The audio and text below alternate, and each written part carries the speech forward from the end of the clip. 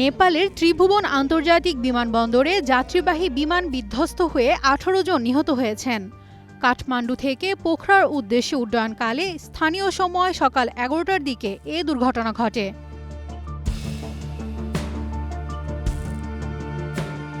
সুরিয়া এয়ারলাইন্সের বিমানটিতে ১৯ জন আরোহী ছিলেন।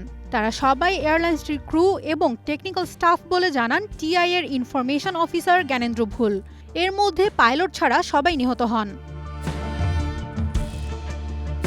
টিআই এর মুখপাত্র প্রেমনাথ ঠাকুর জানান, দুর্ঘটনাস্থলে উদ্ধার তৎপরতা চালাচ্ছে পুলিশ ও দমকল কর্মীরা। তবে নিশ্চিত জানা যায়নি দুর্ঘটনার কারণ। ভৌগোলিক অবস্থানের কারণে অত্যন্ত ঝুঁকিপূর্ণ ত্রিভুবন আন্তর্জাতিক বিমানবন্দর। নেপালে গত ১২ বছরে অন্তত ৮টি বিমান দুর্ঘটনায় প্রাণ হারিয়েছেন ১৬৬ জন। ত্রিভুবন বিমানবন্দরে ২০১৮ সালে বাংলাদেশের ইউএস বাংলা এয়ারলাইন্সের একটি যাত্রীবাহী বিমান বিধ্বস্ত হয়ে প্রাণ হারান অর্ধশতাধিক আরোহী। বেঁচে ফেরেন ২০ জন। তাদের অনেকের আঘাতই ছিল গুরুতর।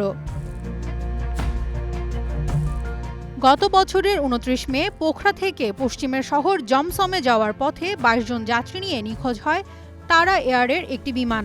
পরে পাহাড়ের একটি খাঁজে সন্ধান মেলে ভেঙে পড়া বিমানের। নিহত হন সব আরোহী। দেশটির পরিবর্তনশীল আবহাওয়া এবং পাহাড়ের মাঝে এয়ার স্ট্রিপ দুর্ঘটনার অন্যতম কারণ বলে মনে করেন বিশেষজ্ঞরা। Tahmina Tashrif, news time.